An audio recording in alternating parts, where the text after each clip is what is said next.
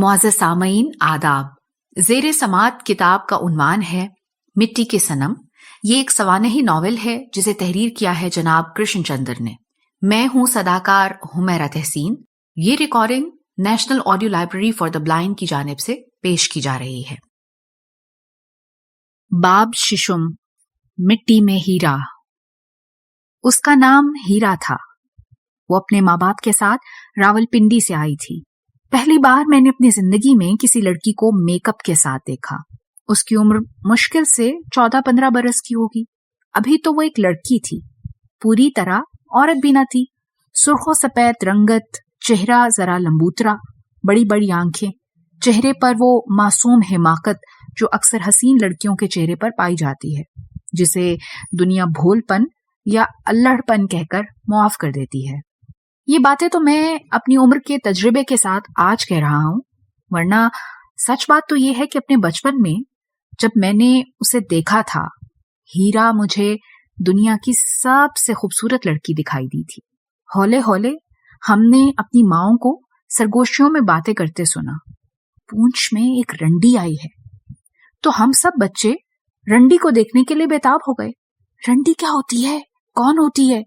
کسی چڑیا کا نام ہے؟ اس وقت ہمیں کچھ معلوم نہ تھا، لیکن جس طرح دھیمی دھیمی سرگوشیوں میں بچوں کی ماؤں نے اپنے مردوں اور بچوں سے دور الگ ہٹ کر ایک دوسرے سے باتیں کی تھیں اور اس رنڈی کا تذکرہ کیا تھا، اور تذکرہ کرتے وقت ادھر ادھر دیکھ کر اپنا اطمینان کر لیا تھا کہ کوئی سن تو نہیں رہا، اس سے ہمیں یقین ہو گیا تھا کہ رنڈی کوئی بہت اہم چیز ہے، لہٰذا اسے دیکھنا چاہیے۔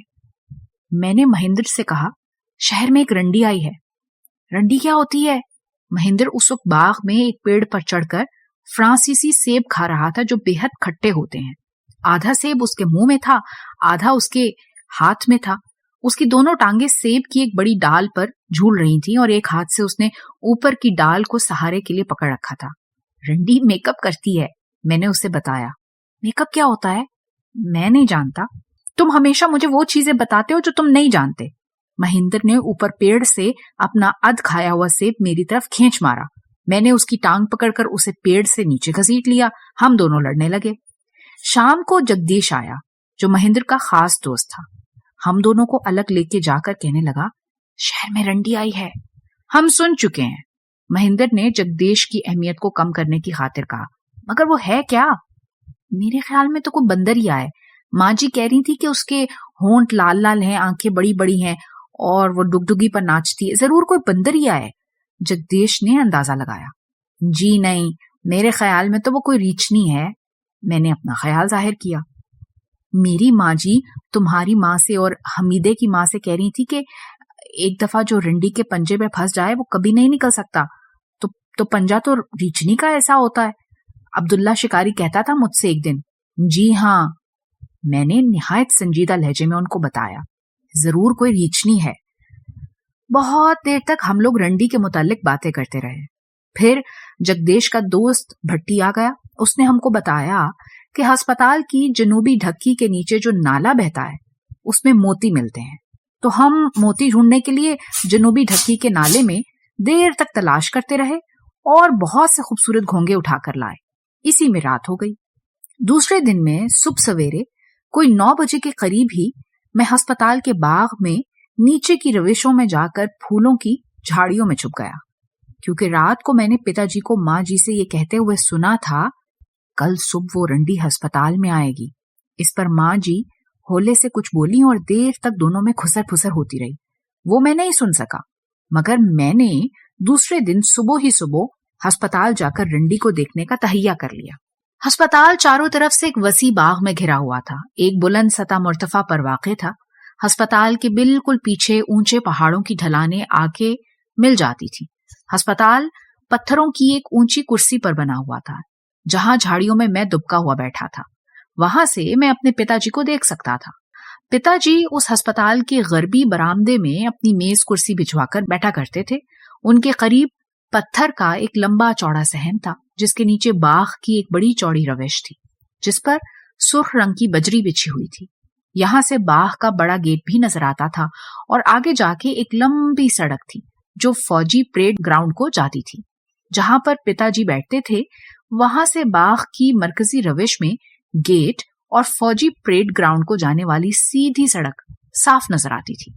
اس سڑک کے دو رویا پھولدار درختوں کی گھنی قطار تھی جن پر بہار کے دنوں میں گہرے پیلے رنگ کے پھول آتے تھے اور ان پھولوں میں شہد کی بہتات ہوتی تھی. اس لیے ان پھولوں پر اکثر شہد کی مکھیاں ڈولتی ہوئی پائی جاتی تھی. بہار کے دنوں میں ان درختوں کی شاخوں پر پھولوں کے گچھے جھولتے تھے اور پھولوں کی ابھری قیف نما ڈنڈیوں میں اتنا شہد ہوتا تھا کہ اکثر ان پھولوں کا شہد حاصل کرنے کے لیے شہد کی مکھیوں اور بچوں میں مقابلہ رہتا تھا. جبھی سے میٹھی چیزوں کو حاصل کرنے کے لیے ڈنک کھانے کی عادت ہو گئی ہے. مجھے زرد گلاب بھی بے حد پسند ہے. یہ پسند بھی بچپن کی ہے. اس ہسپتال کے غربی برآمدے کے چوبی جنگلوں کے ستونوں پر چھت تک زرد گلاب کی بیلیں چڑھی ہوئی ہوتی تھی اور صبح کے وقت اور شام کے وقت ان بیلوں میں سینکڑوں پیلے گلاب ہلتے جھولتے ڈولتے بے حد خوبصورت دکھائی دیتے تھے. پتا جی کو بھی غالباً یہ گلاب بے حد پسند ہے. شاید اسی لیے وہ اپنی میز اس چوبی بنگلے کے قریب ستونوں کے قریب لگواتے تھے. میں نے اپنی خفیہ جگہ سے درجنوں مریضوں کو ہسپتال کی سیڑھیاں چڑھ کر زرد گلاب کے ستونوں کا سہارا لے کر ڈاکٹر صاحب کی میز کے قریب کھڑے ہو کر یا کرسیوں پر بیٹھ کر نسخے لکھواتے ہوئے دیکھا. مگر وہ سب لوگ مرد، عورتیں، بچے، لڑکیاں یا لڑکے تھے. ان میں سے کچھ لوگ اپنے ساتھ کتے لے کر بھی آئے تھے مگر رنڈی لے کر کوئی نہ آیا تھا اپنے ساتھ. شاید آج رنڈی نہیں آئے گی. بیکار میں وقت ضائع ہوا. میں نے نرگس کے پھولوں سے کہا جو دور سے دیکھنے پر بالکل آنکھوں کی طرح کھلتے ہوئے معلوم ہوتے ہیں. پھر میں نے دیکھا کہ ایک 14-15 سال کی خوبصورت لڑکی ایک ادھیڑ عمر کے آدمی کے ساتھ آئی. اس لڑکی نے سفید رنگ کی شلوار پہن رکھی تھی اور اونچی ایڑی کے سینڈل اور وہ ٹپ ٹپ کر کے چلتی تھی. اس نے ایک پھولدار قمیض پہن رکھی تھی جس پر سنہرے رنگ کے پھول کڑھے ہوئے تھے اور سنہرے رنگ کا ایک دوپٹہ تھا جس کے اندر سے مجھے اس کے کانوں میں ہلتے ہوئے آویزیں نظر آ رہے تھے. میرے پتا جی نے ان دونوں کو کرسی پیش کی. پھر میں نے دیکھا کہ ڈاکٹر صاحب کی میز کے گرد جمگٹا زیادہ ہو گیا ہے. اتنے میں اس لڑکی کے ساتھ آنے والے آدمی نے اس لڑکی سے جانے کیا کہا کہ وہ کچھ پلٹ کر کچھ ہچکچا کر نیچے باغ کی طرف دیکھنے لگی جہاں میں چھپا بیٹھا تھا. پھر وہ ہولے ہولے ٹپ ٹپ کرتی ہوئی سیڑھیوں سے نیچے اتر آئی اور باغ میں آ کر اکیلی ٹہلنے لگی. میرے پتا جی نے اس ادھیڑ عمر کے آدمی کو قریب کی ایک خالی میز پر لٹا دیا اور اسٹیتھوسکوپ لگا کر اسے دیکھنے لگے. وہ لڑکی ٹہلتے ٹہلتے وہاں تک پہنچ گئی جہاں میں چھپا بیٹھا تھا. جب وہ ایک شاخ سے میری گولڈ کا ایک پھول توڑنے کے لیے جھکی تو اس کی نظر مجھ پر پڑ گئی. وہ بڑی حیرت سے مجھے دیکھنے لگی. یہاں کیوں چھپے بیٹھے ہو؟ چپ رہو. میں نے اپنے ہونٹوں پر ایک انگلی رکھ کر اسے کہا. کوئی یہاں آنے والی ہے. میں اسے دیکھنے کے لیے یہاں چھپ کر بیٹھا ہوں. تم بھی دیکھنا چاہتی ہو تو چھپ کر بیٹھ جاؤ. اس کی آنکھوں میں دلچسپی کی چمک پیدا ہونے لگی. وہ بھی میرے قریب پھولوں میں چھپ کر مجھ سے بالکل لگ کر بیٹھ گئی. بولی, کون آ رہی ہے؟ ایک رنڈی. میں نے اس سے کہا. میرے منہ سے رنڈی کا لفظ سن کر وہ چونکی. مسکرا کر بولی, تم نے آج تک رنڈی نہیں دیکھی؟ نہیں, میں نے کہا اور اس سے پوچھا, تم نے دیکھی ہے؟ نہیں. وہ سر ہلا کر معصومیت سے بولی, تو یہیں بیٹھو نا, تھوڑی دیر میں میرے ڈیڈی کے پاس آئے گی. تمہیں کیسے معلوم ہے؟ اس نے پوچھا. میں نے اسے سارا قصہ سنا دیا. قصہ سن کر وہ زور زور سے ہنسنے لگی. ہنستی کیوں ہو؟ اس لیے کہ میں ہی وہ رنڈی ہوں جسے دیکھنے کے لیے تم یہاں چھپے بیٹھے ہو. تم رنڈی ہو؟ میرا چہرہ نا امیدی سے اتر گیا. مگر تم تو ایک لڑکی ہو. لڑکیاں ہی رنڈی ہوتی ہیں. اس نے بڑی دلچسپی سے جواب دیا اور پھر پھول کی پنکھڑیاں توڑ کر میرے سر پر بکھیرنے لگی. وہ بہت خوبصورت تھی. سورج اس کی آنکھوں میں تھا. وہ ایسی پھول سی لڑکی تھی جس کے ساتھ دیر تک باغوں میں کھیلا جا سکتا تھا. رنڈی کا پہلا مفہوم جو میرے ذہن نے قبول کیا وہ یہ تھا کہ رنڈی کسی خوبصورت عورت کو کہتے ہیں. اچھا, تو یہ ہوتی ہے رنڈی.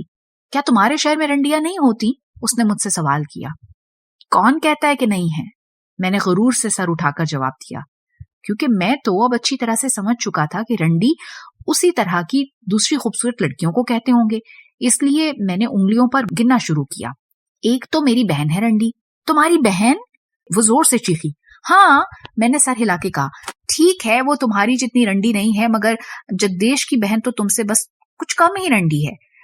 پھر میرے دوست حمید کی بہن رنڈی ہے. گربچن کی بہن تو نہیں، مگر ہاں اس کی ماں رنڈی ہے. اور بس کرو بس کرو. اور زور زور سے ہنسنے لگی. تم بالکل پاگل ہو. پھر اس نے ہوا میں اڑتی ہوئی سبز، پیلے اور یاقوتی پروں والی ایک تتلی دیکھی اور دونوں ہاتھ اپنے سینے پر رکھ کر بولی، ہائے وہ تتلی مجھے لا دو، دیکھو کتنی خوبصورت ہے. بالکل رنڈی ہے، میں نے سر ہلا کے کہا اور اس کے پیچھے بھاگا اور وہ میرے پیچھے بھاگی. تھوڑی دیر میں ہم دونوں اس تتلی کے پیچھے بھاگ رہے تھے. وہ بھی ایک بچی کی طرح میرے ساتھ بھاگ رہی تھی اور بالکل بھول گئی تھی کہ وہ کون ہے اور یہاں کیا کرنے آئی ہے. ہم دونوں ہاتھ پھیلائے ہنسی کی چیخیں مارتے ہوئے تتلی کے پیچھے پیچھے دوڑتے ہوئے ہسپتال کی دوسری طرف چلے گئے. بہت دیر کے بعد اس کے باپ نے اور ہسپتال کے نوکروں نے ہمیں پلم کے ایک پیڑ پر چڑھتے ہوئے دیکھ لیا. ہم دونوں پیڑ پر چڑھ کر پلم کھا رہے تھے اور آڑو. میں نے اسے کشمیری بگو گوشے کا پیڑ دکھایا جس پر اسی سال پھل آئے تھے، بلکہ میں نے 2 بگو گوشے اسے توڑ کر بھی دیے. حالانکہ مالی نے اس درخت کا پھل توڑنے سے سخت منع کر رکھا تھا. پیڑوں پر چڑھنے سے اس کی شلوار کا ایک پائنچا ٹخنے کے قریب سے پھٹ گیا تھا اور اس کے ہونٹوں کا میک اپ بالکل دھل گیا تھا. اس کے سر کی ٹیڑھی مانگ بھی نکل گئی تھی. اب وہ اس کے بالوں والا سر ایک پھولے ہوئے جھاڑ کی طرح نظر آ رہا تھا اور وہ بے حد خوش تھی. وہ مجھے راول پنڈی کی باتیں بتا رہی تھی جہاں سے وہ آئی تھی، جہاں سڑکوں پر موٹریں دوڑتی ہیں. اس نے مجھے راول پنڈی میں اپنے گھر آنے کی دعوت دی تھی. اس کا نام ہیرا تھا، اس کی ماں کا نام موتی تھا، اس کی بہن کا نام نیلم تھا. اس کے خاندان کے سب لوگوں کے نام قیمتی پتھروں کی طرح قیمتی تھے، ہمارے سڑے بھنے ناموں کی طرح نہیں جن کا کوئی مطلب ہی نہیں ہوتا. پھر اس کا باپ اسے پلم کے پیڑ سے اتار کر لے گیا. رات کو جب ماں جی کو پتا چلا کہ دن میں ایک رنڈی کے ساتھ کھیلا تھا تو انہوں نے مجھے بہت مارا. اس وقت اور اس کے بعد بھی بہت عرصے تک میری سمجھ میں نہیں آیا کہ رنڈی کے ساتھ کھیلنے میں کیا برائی ہے. اس واقعے کے چند دن کے بعد ہیرا اور اس کے باپ کو ریاست بدر کر دیا گیا. اس کا باپ بہت بے وقوف آدمی تھا جو اپنی بیٹی کو رنڈی بنانے کے لیے پونچھ کے شہر میں لے آیا تھا جہاں کوئی رنڈی نہیں رہتی. وہ اسے دراصل راجا جی کی خدمت میں پیش کرنے کے لیے لایا تھا، مگر اس نے پیش کرنے کے لیے جو طریقہ اختیار کیا وہ اس وقت کھلا اور بالواسطہ تھا.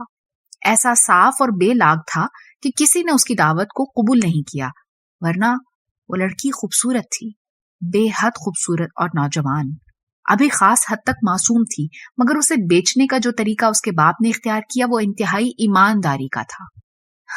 اس قدر ایمانداری کہ یہی ایمانداری سب کی نگاہوں میں کھل گئی. سب سے پہلے راجا جی نے اس رنڈی کو قبول کرنے سے انکار کیا، پھر وزیر صاحب نے، پھر محکمہ مال کے گورنر نے، پھر دوسرے بڑے افسروں اور ٹھاکرزادوں نے. اوپر کی شرافت اور وزاداری کا کچھ ایسا اسٹیم رولر چلا کہ ایک کے بعد دوسرا انکار ہی کرتا گیا. بیچاری رنڈی کی ایسی بھنک اڑی کہ کوئی بات کرنے تک کا ارادہ نہ رکھتا. وہ تو اچھا ہوا کہ راجا جی نے جلد ہی ان باپ بیٹی کو بد چلنی پھیلانے کے جرم میں ریاست بدر کر دیا، ورنہ شاید چند دنوں ہی میں ان دونوں باپ بیٹی پر فاقہ کرنے کی نوبت آ جاتی. اور یہ سب کچھ محض اس لیے ہوا کہ ہیرا کا باپ اپنی بیٹی کا سودا اسے صاف اور برملا رنڈی کہہ کر کرنا چاہتا تھا. یہی اس کی غلطی تھی، اسی کا خمیازہ اسے بھگتنا پڑا. وہ پرانے زمانے کا آدمی تھا جب رنڈی کو رنڈی کہا جاتا تھا اور شریف عورت کو شریف عورت. اگر نیا زمانہ ہوتا تو وہ ہیرا کو کبھی رنڈی کہہ کر پیش نہ کرتا، بلکہ اسے زیور تعلیم سے آراستہ کر کے سوسائٹی گرل کے طور پر انتہائی معزز طریقے سے سوسائٹی میں اس کا تعارف کراتا، یا شاید کسی دل فریب ماڈل گرل کے روپ میں یا ایک باوقار انڈیپینڈنٹ عورت کے کردار میں ہیرا کو لوگوں کی نظروں کے سامنے لایا جاتا. بہترین طریقہ یہ ہوتا کہ ہیرا ایک فلمی اسٹارلٹ کی حیثیت سے پیش کی جاتی. اس طریقے سے وہ لوگوں سے لاکھوں روپیہ نچوڑ لیتی، مگر ہیرا بہت بے وقوف تھی. اس نے اپنے آپ کو وہی ظاہر کیا جو وہ اصل میں تھی. ایسی خوفناک سچائی کون برداشت کر سکتا ہے؟ اتنی سچائی تو آج تک کسی عہد نے معاف نہیں کی. ممکن ہے آگے چل کر ریاست بدر ہونے کے بعد، ٹھوکرے کھانے کے بعد، ہیرا اور اس کے باپ کو عقل آ گئی ہو اور وہ زندگی کے الف بے سیکھ گئے ہوں. یعنی جھوٹ کو سچ کر کے بولو. مگر یقین نہیں آتا. دل میں ہیرا رنڈی کی ایک تصویر ہے، ایک ہی تصویر، یعنی ایک بے وقوف الڑ لڑکی جو زمین پر نگاہ جمائے بغیر اوپر تکتی ہوئی ایک رنگین تتلی کے پیچھے بھاگ رہی ہے. معزز سامعین، جو ریکارڈنگ آپ نے ابھی سماعت فرمائی، اسے national audio library for the blind کی جانب سے پیش کیا گیا ہے. ہمارے یوٹیوب چینل کو لائک، سبسکرائب اور شیئر ضرور کیجیے. اپنی قیمتی تجاویز اور آراء کے اظہار کے لیے ہمارے کمنٹ سیکشن کا استعمال کیجیے. اگر آپ بھی رضاکارانہ طور پر ہمارے اس مشن کا حصہ بننا چاہیں تو ڈسکرپشن میں دیے گئے لنک کے ذریعے ہمارے واٹس ایپ گروپ کو جوائن کیجیے.